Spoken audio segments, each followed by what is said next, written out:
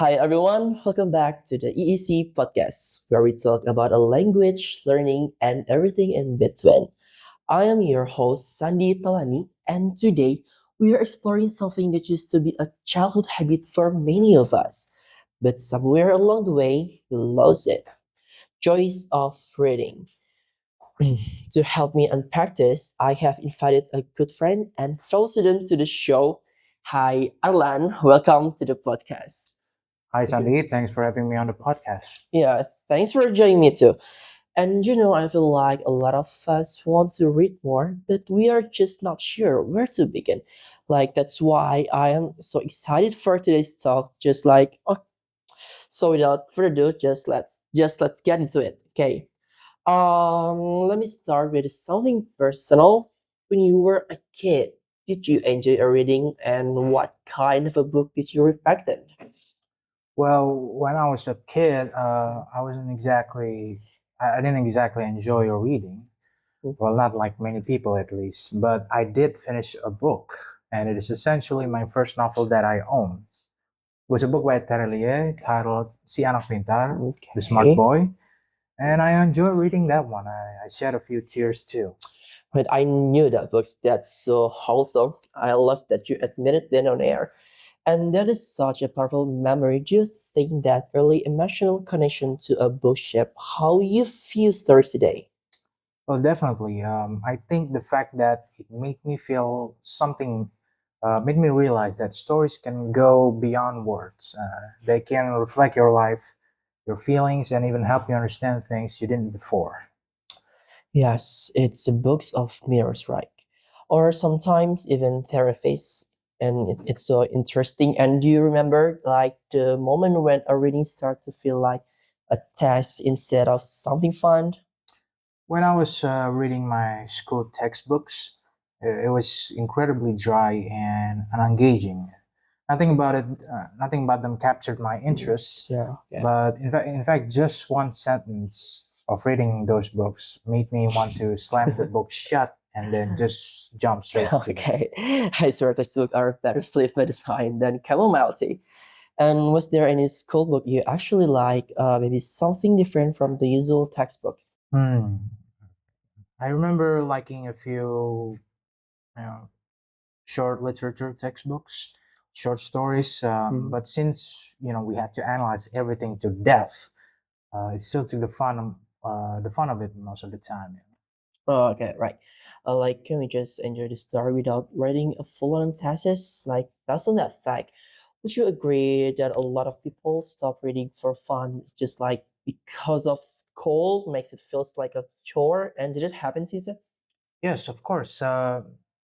Basically, once if you've experienced something that is incredibly dry, why would you want to go through at it again? Why would you want to waste your time like that, right? So yeah, and isn't strange. Like we start off loving bedtime stories, and then somewhere around middle school, like books starts feeling like enemies.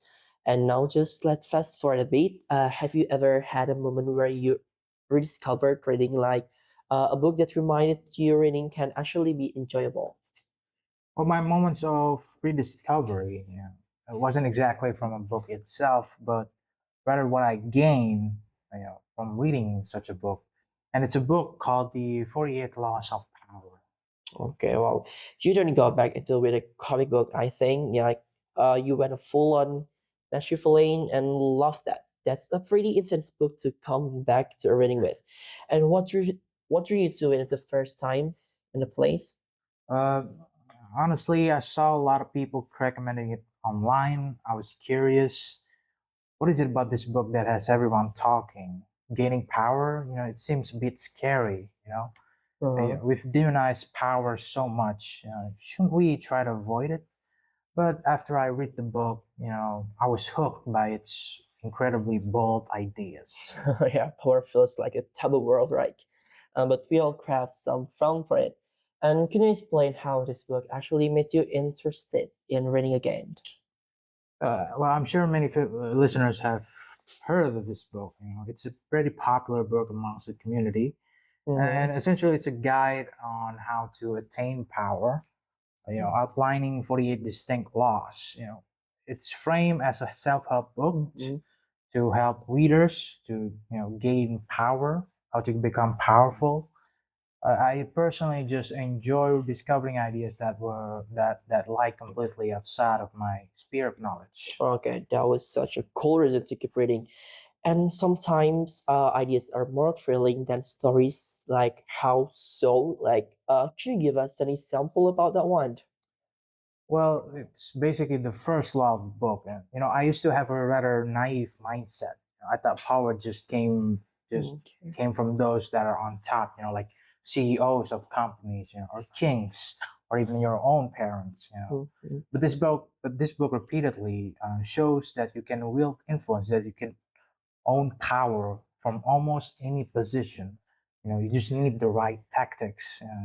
Learning that filled me with excitement and opened my mind in ways I never expected. Now I have a Okay. deep desire to keep seeking knowledge. I'm craving that same transformative experience all over again. Well, it's like your meditative full like 180 after reading. That's so inspiring. And did it change how you see your everyday interactions, like with friends, classmates, or even your teachers? Yes, in subtle ways, I started noticing patterns that in how people behave and communicate with each other. It's like once you read this book, and you begin to see the world through your different lens. Okay, it's well how when a book can flip your perspective like a switch. And so you're saying that in order to find the joy on reading, like you would have to find the purpose of reading? Uh, exactly. Yeah, we Yeah, recommend okay. novels and short story collections to get people started. But what about books that are genuinely beneficial for you, but it's incredibly dry and it's incredibly boring, just because they're following a narrative? That's what I mean here. You can find joy in reading a book despite its bleakness. Okay, that's really resonates. Like maybe the trick is not forcing yourself to read what's the popular, but what actually speaks to us. Like even if it's uncomfortable or unconversational. Do you think that simply finding meaning and purpose in a book is enough motivation to read it all the way through? Of course not, Sandy. And simply having the purpose of reading the book is sometimes not enough to keep you back on those books, and it's definitely not an effective one either. It's there only so you can start reading and keep doing it. It's not enough to bear all the suffering that comes with it, that comes from reading a book. It's also not very good to read something while suffering at the same time, because your mind is too preoccupied to Yeah. bear the Yeah. suffering, to bear the discomfort, that you Mm. can't process information that you receive effectively. I think I feel like you just described my experience, right? To read academic journals at 2 a.m. that I ever had before. And that makes a lot of sense. So how do you personally push through that discomfort? Like, do you ever just give up on a book? Yes, I think everybody have ever given up on a book, and I think that's okay. If a book really isn't clicking with you, you can stop. Okay, yes. It doesn't mean you failed. It just means that you're making space for something that is better suited for you. Okay. Permission to DNF credit. I'm so love it about that one. And do you have any small habits that helps you get into a reading again? Just like maybe you have a something make you like a routine reading in a specific place or setting goals or something else. Yes, try. If reading a book is too much for you, try reading one page a day. If it's too hard, you Okay. can literally start Mm. reading one sentence every 6 hours. If reading a full book feels overwhelming, it's far better to just start incredibly small. There's no point in trying to read everything and all at once if you're not actually learning anything from it. As soon as you finish that small task, try to remember to, you know, praise yourself, like, yes, I did it. I've read Yeah. this one sentence, even if it's just one sentence. And, remind yourself also to, uh, how much closer you are to your goal of finishing this book. That little celebration, can spark excitement to keep reading, and eventually you start to find joy in it, even if the book itself feels boring. Also, try not to read just one book. Try to Mhm. read variations of book at the same time, based on your mood. Based on your mood, if you're feeling a little bit sad, maybe try to read a book that makes you that connects with your feelings and all that. Because by reading different kinds of book at the same time, it'll prevent you from building up too much discomfort from boredom. Because reading just one book is boring. Okay, but one sentence every 6 hours, it's actually the real genius. Like, that's some multi-level patience. It sounds like a terrific advice. Any book recommendation for someone who wants to fall in love with reading? What do you think? I could mention a few books. If you're just getting into reading, I wouldn't immediately point you to a book that is as heavy as a book called Dust Spoke Zarathustra. I think even for readers themselves, it's a pretty hard book to understand. Instead, I highly recommend a pretty light book, and it's called A Study in Scarlet by Canon Arthur Doyle. It's a Sherlock Holmes novel. It's relatively short, and Mhm. it's genuinely enjoyable. That should help you experience some bit of spark of joy in reading.